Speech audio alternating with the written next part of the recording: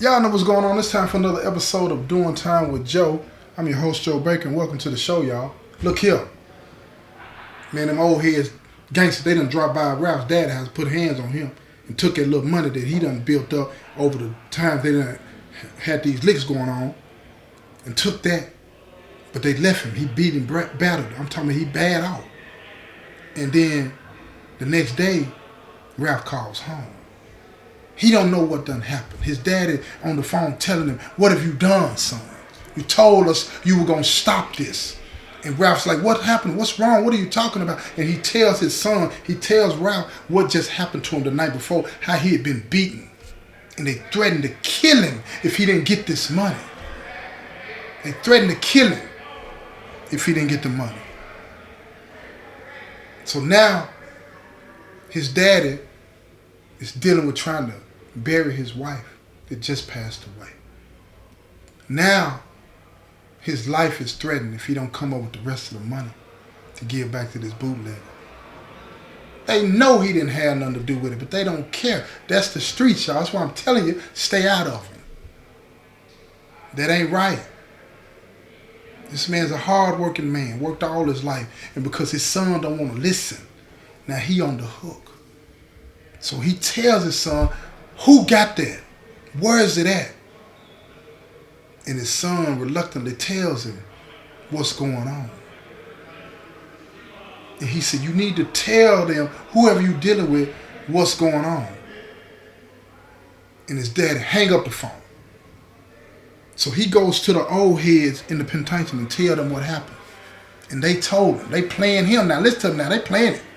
They said, "Look, we told you what would happen if you played with us." See, he don't know that the old head, the bootlegger's the one that sent them over there to take care of the business. He's under the impression that the two dudes, the old heads in the penitentiary, is the one that sent them over there because they want their cut, their money. See what I'm talking about? It ain't confusing. Follow me now. So here's the thing. He tells them, "Look, man, I don't know what happened. They not answering the phone. I don't know how to get in touch with them." So they said, "Give me their address. Give me their information." And he told them the best he could where they used to live. He wasn't sure. So these old heads, listen to me now. These old heads, they call the bootlegger back and they tell the bootlegger what they had heard. Like they really concerned about it. And he told them he's taking care of it. But they said, "Look, we know where the two dudes that took it at. We know where they live at." So he got the information from him and he sent his people around there to get him. They caught him. Now they've been getting high, living a little good, got a lot of money. They got that money plus all the other money that they've been building up. They've been living fabulous. You understand what I'm trying to tell you? So these old heads bump down on them and put them in the trunk and drive them to that spot. You know that spot I'm talking about? That spot in the woods, y'all. Where it's real dark. Real dark. Plenty of land. Trees here, trees there. And you can see the moon. At nighttime, the moon is so clear. You know, it's one of them beautiful spots if it wasn't so dangerous and scary. You know what I'm saying? So when they popped the trunk, they told both of them, "Get out." And when they got out the trunk, they looked and they saw all the different old heads that they had robbed. Now they done got all the money that they had left in the place. They done took everything they had, except for the TVs and stuff like that, tennis shoes. They took all the jewelry, anything of value like that, they took it. And they told them, said, "Look, this is it for y'all. You're not leaving here tonight unless you tell me everything that's been going on." But see, because the bootlegger ain't stupid. See, the bootlegger been thinking. The two individuals, the two old heads that's in the penitentiary, see, he got to thinking. See, these guys are too young to know what's going on. They had to have some inside information. Now the bootlegger, he want to know how and who put them on these licks. Now he got other individuals there with him that's been hit too. You understand? He want to know. And guess who else there, y'all? The pawn shop dude. the one that Ralph had shot, he right there too, y'all. And he telling them, he said, look, it ain't but one way y'all leaving here tonight. And it ain't going to be pretty if you get to leave here. Because you're getting tapped up. You got to learn your lesson. Right? But you better tell us everything that's going on and who put you onto this. And if it don't turn out to be true, then it's going to get ugly. And then they reminded them, they let them know that what they had done to Ralph's daddy. Somebody that they know ain't had nothing to do with nothing. That's dealing with burying his own wife. They tell them they don't care nothing about none of that. Where that money at? And who's interfering with the operation. So these two dudes is supposed to be hard, and in the streets they start talking. And when I say start talking, they start running their mouth, telling everything. Told them about Ralph, the one called him. He had these two old heads in the penitentiary that knew the business, and they could put him on licks, and this was the breakdown on the split, on the cut, and all this and that. They told him everything. They told him everything. And the bootleg and the other old heads, they got to talking about it, and they thought that that made sense to them because nobody else, nobody as young as these individuals, including Ralph, would even know how they got down. They knew it. They knew it had to be somebody that knew them. Now the bootlegger, he feeling like he been played because he done sent them money for the information. But see, that's the cost of doing business in the game. Sometimes you get tricked, sometimes you the trickster. You feel what I'm saying? So here, look, check this out. Listen to what I'm finna tell you. Listen to it. So now, the game added another layer because they whooped these two dudes bad. Whoop them bad. Take them home and just drop them off in front of the house they found them at. They crawled into the house. They beat up so bad. They crawled into the house. And they so terrified, they don't call the police. They don't say nothing. They mad at Ralph for putting them on the move in the first place. They pissed at him now. Even though they tried to get him on the end. If they'd have just kept it 100 as far as the street goes, they might have got away. But now they mad because they done got their butts whooped and they done got all their money took. They ain't got nothing but the tennis shoes and stuff and TVs that they bought. That ain't nothing. They can't even pay the rent when it's due next month. So now, the pawn shop man play that victim's role. Gets in touch with the DA and the warden and tells him that he wants to talk to Ralph. He just wants to see how he's doing and just give him some words of encouragement. So they arrange a special visit. And he comes up into the prison. And when Ralph comes through the VG and he sees him, his eyes get big as $50. Ain't nobody in the VG but them two. And the police are sitting off to the side, you know. They're not there to protect Ralph. They're there to protect the pawn shop man, but they don't even know. The pawn shop, the man, he's on a different move, right? He there to let him know that he's in the hole for real now. He gonna have to put in work. So when Ralph sits down, he shakes his hand.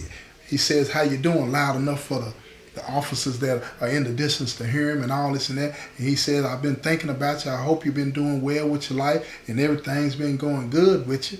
And Ralph's like, "Yeah, everything's going good." He said, "I'm sorry to hear about your mom's, man. She passed away, I heard." And he said, "Yeah, she passed away." And then he whispered to him and he told him, "I'm sorry to hear about your pops too." Ralph's eyes got real big and he looked at him because he ain't supposed to know that.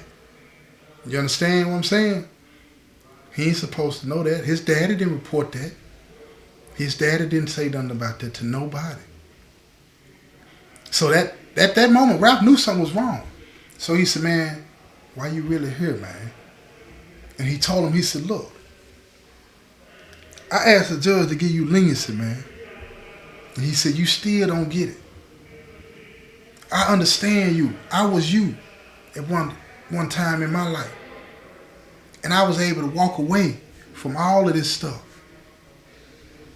I listened to the individuals that interceded in my life and told me to leave it alone. I listened to my parents when they told me to leave it alone. I listened to the people that I ran into in the penitentiary that told me to leave this life alone. And I got out, I went to school, I turned myself around, and I got it all straight.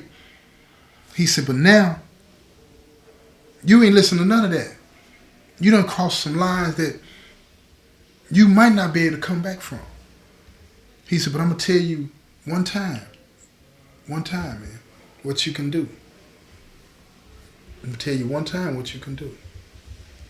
And he said, it ain't going to be pretty, but it's all arranged. He said, you can put in some work, and then you walk away from this, and you won't be touched another day in the penitentiary. Nobody will mess with you until you leave here. And when you leave here, some people are going to make sure that you're able to go to school and get your life together. But you got to put in work, because you crossed the line on some people that run the streets. And now you owe them. But it ain't no amount of money that you can pay them with this debt. This debt got to be paid in blood. Either yours or theirs. Now see, let me tell y'all something.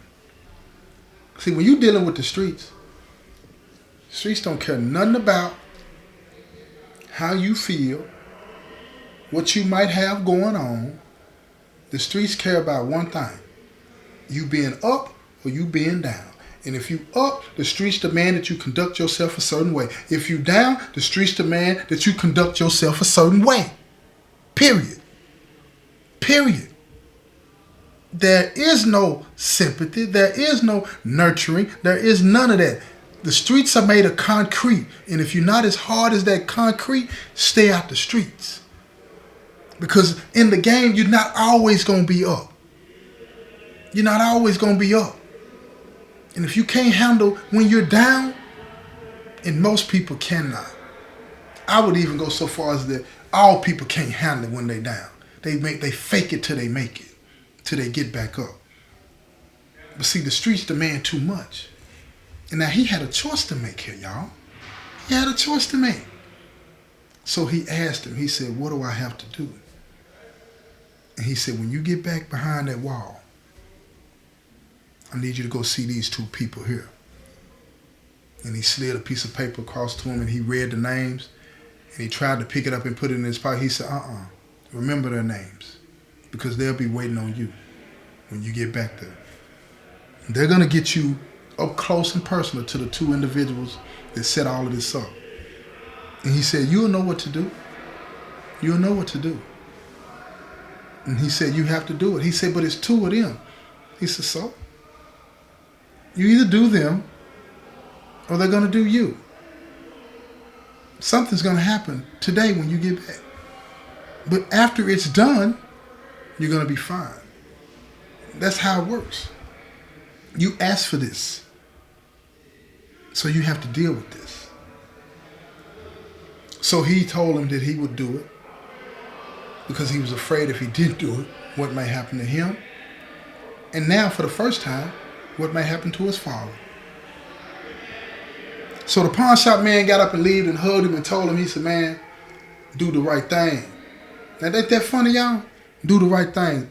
There ain't no such thing in the street. It's do the street thing. It ain't no right thing. It's the street thing. It's the wrong thing, y'all. But he understood what he had to do. So when he got back in there, behind that wall, he went to see the two dudes that the pawn shop man had told him about it. When he went to talk to him, they gave him a butcher and they told him, this is what you got to do. When the police leave the building, don't worry about nothing else. You take care of your business. If they get outside that cell, we're going to take care of them. But you got to kick it off. See, that's what they wanted him to do. They wanted him to be the one to kick it off. And in the melee, they were going to take care of the rest. Because they knew that he couldn't keep both of them in there. They were going to run. They knew what they were made of. So they handed him the butcher. And when he runs in there, they shut the door behind him. Oh, wrinkle in the game. Wrinkle in the game. How do you get out? It's a button on the inside of the door. They got to push that button. So whoever pushes that button, that door's going to open. But now he's stuck in there and they looking at him, they see the butcher and he just runs towards him and he starts swinging. They didn't have anything. and they were older. And listen to me. Listen to me, y'all. I was terrible in my day when I was younger. But I'm older. I'm older now. I don't heal as fast as I used to. I still hit as hard as I used to, but I can't heal as fast.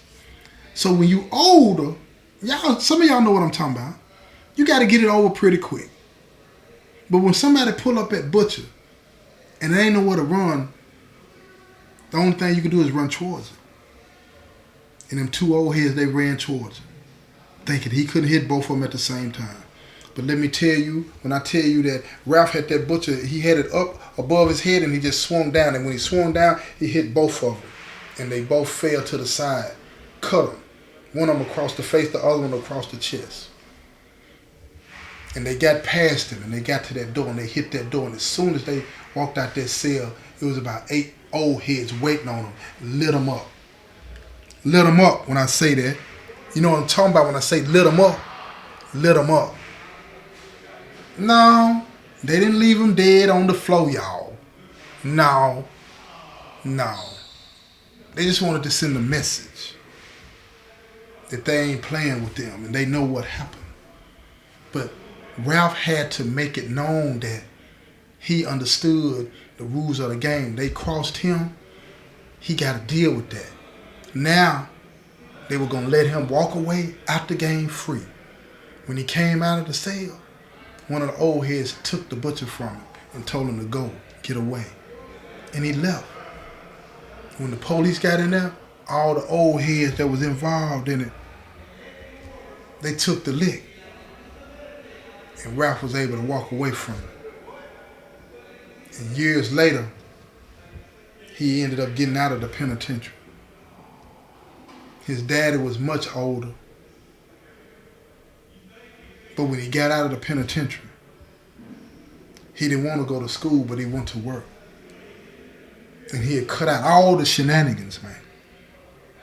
But the price he had to pay was almost too high because he didn't want to accept the help that was coming his way. And when I say the help that comes your way, it don't have to be in the way that you think it's coming. It could be somebody just saying, don't do it today, or how you feeling today? You might need to go over to the park, or you might do this, stay away from the nonsense. Or they might give you some advice and tell you about somebody that you're hanging around with that don't have no good intentions, right? Whatever it is, when somebody comes your way to tell you something that's not negative, to stay away from negativity, that is the story of the man in the boat. The moral of the story is accept the help that comes to you the way it comes to you, because that's the Most High. Listen to me now. But if you're not listening with your heart and your head, you're not going to get it. And if you don't get it, the price you pay later on might be more than you can bear. Because most people don't get to walk away like Ralph did, y'all. Remember that. Remember that. The game ain't worth it, y'all. It could cost you your life. This has been another episode of Doing Time with Joe. I'm your host, Joe Baker, and I say peace, y'all. I'm getting so tired.